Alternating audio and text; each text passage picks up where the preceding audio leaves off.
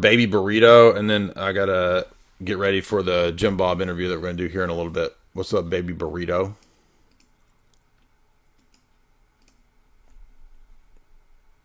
Hello. Hey. Can you hear me? Yes, sir. All right. Hi. This is actually Nick Anonymous. I called in. I'm a writer, researcher, and a journalist. I'm not really I fancy myself a political expert and a history expert.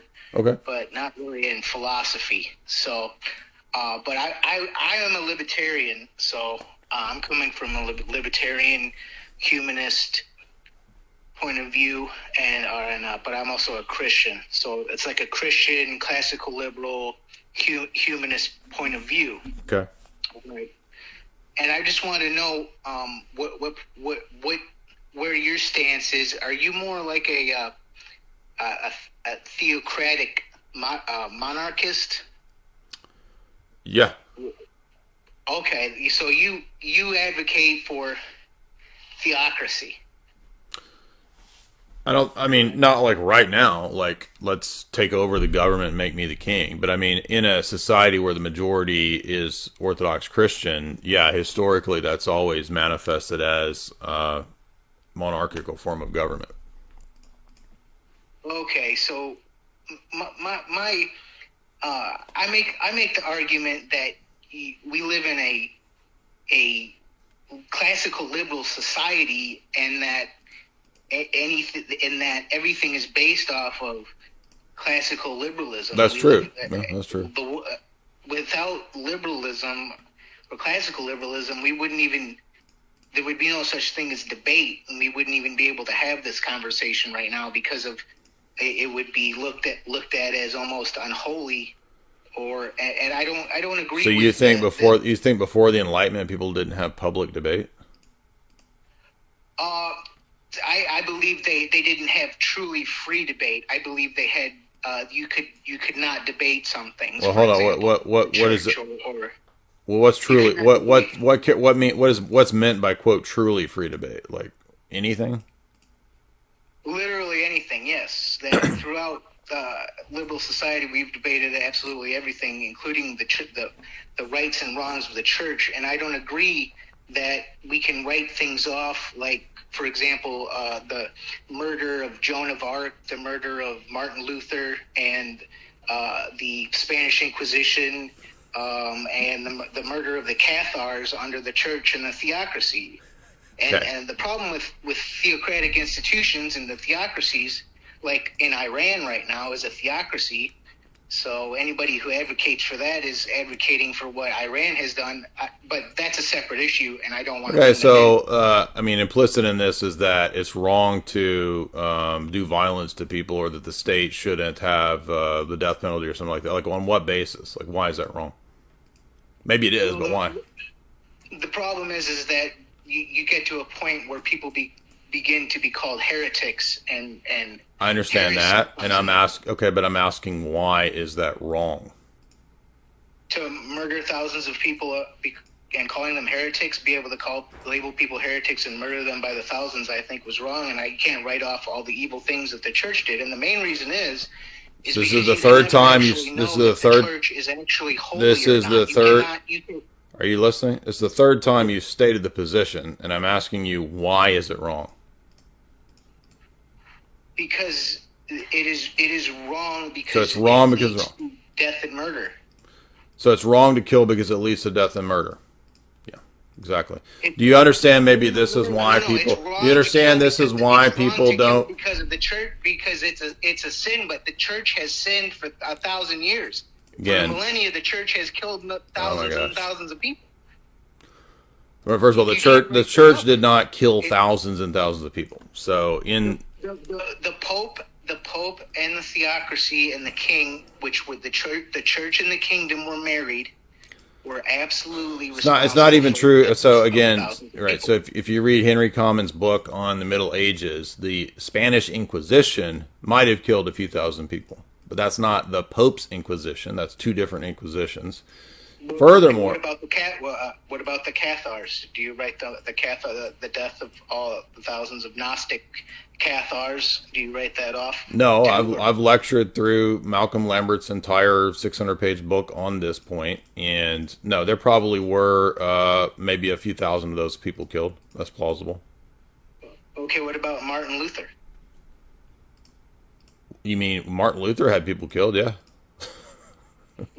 No, I mean with the death of Martin Luther wasn't. Well, I mean Martin Luther had Anabaptists killed. You didn't know that? Huh? Martin Luther had Anabaptists put to death. You didn't know that? Okay, well he was put to death. Okay, what about Joan of Arc? I mean, I don't have any opinion on Joan of Arc per se. I think she seems like a lunatic to me. But Joan of Arc saved the Kingdom of France from. I know who she is. I know what she did. France today, if there was not Joan of Arc. No, bro, I know that. I just told you I lectured through a 600-page book on medieval France and its heresies. I know what Joan of Arc did. I used to be a Roman Catholic, but what I'm saying is that what does that have to do with the basis for whether it's right or wrong? You understand? That's a different question. I'm not asking you. You think there's church abuses, okay? But that's a different question from what is the basis for saying that it is wrong for the state to put people to death. Maybe you're right, but I want to know what the basis for that is. Why is that wrong? The basis is because power corrupts and absolute power corrupts absolutely. Okay, so you're going to use cliche phrases from, I think, Dollinger or Lord Acton at the time of Vatican I? Right. So it's, cliche. It's not cliche. It is a cliche. It's the it is a cliche phrase. Let me talk. It's literally a cliche. So citing a cliche is not going to justify the principle. Maybe it's true, but it's just restating your point. Let me make another point. Do you understand what it means to you're not? Listen, do you know what it means to justify a claim? Do you know what that means? Okay. Well, I'm gonna say. Let me say another point. Okay. Do you know what it means to justify a claim in terms of like philosophy? How can you determine if somebody really? So here we have. So it never fails. It never fails. When we ask specific questions, people melt down and they don't know what we're talking about. I'm asking a really simple, specific philosophical question. How do you justify the claim or the belief that it is wrong for the state to murder people? I already conceded maybe you're right. Maybe it is. But I want to know why. You appeal to a cliche. That's not a justification. It's wrong because it's a sin. Well, now wait a minute. You said that you don't believe in the church, right? So I never said I don't believe in the church. No, I did not say that. You said you don't. No, yes, you did. You said the church in history. So theocracy. I never said I do not. You said the church in history, and to me, that's the only church that exists. There's no other churches. I mean, maybe you think you're part of one somewhere that you've made up. I don't know, but there's the Eastern Orthodox Church. There's a Roman Catholic Church. There's a Protestant Church. Yeah, they don't teach. They don't synagogues. They don't teach churches. They don't teach. Synagogues aren't churches. They don't teach classical liberalism. The first 1,000 years of Christianity doesn't teach classical liberalism. So you're talking about some Protestant thing, right? Well, I have another question for you. Do you think that the Pope should be able to have his own kingdom and run the kingdom off of the Roman Catholic Church the way it is today? No, I'm Orthodox. I'm not a papist. That's a tu quoque, by the way. Okay, so if there was a Pope-like figure within the Orthodox, and if in a theocracy, so hypothetical. Let me give a hypothetical situation where there was. What if the Orthodox had a Pope? My question was, how do you justify the claim that it's wrong for the state to kill? And you've given a bunch of statements and phrases about the history of this church and that church. Again, you said it's wrong for the state to do that because it's wrong for the state to kill. But in Romans 13, Paul says the state has the sword to kill. I'm not arguing that it's wrong.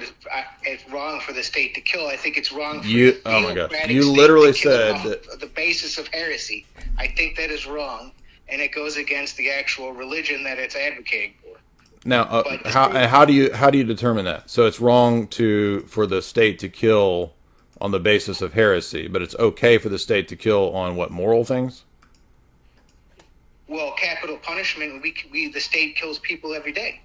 I'm not advocating against. I asked why it's wrong or right. You're stating what things are the case. I'm asking for why it's wrong or wrong, right or wrong.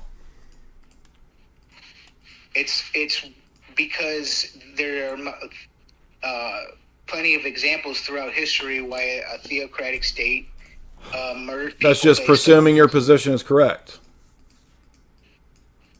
I'm not against capital punishment. I'm not advocating against capital punishment. I don't think it's wrong for the state to kill. That's nice that you think that. On what basis? I don't think it's wrong for the state to kill. I will agree with you that it's right. Do you know what it means to give an argument and a justification for the position? It doesn't mean just keep telling me your position.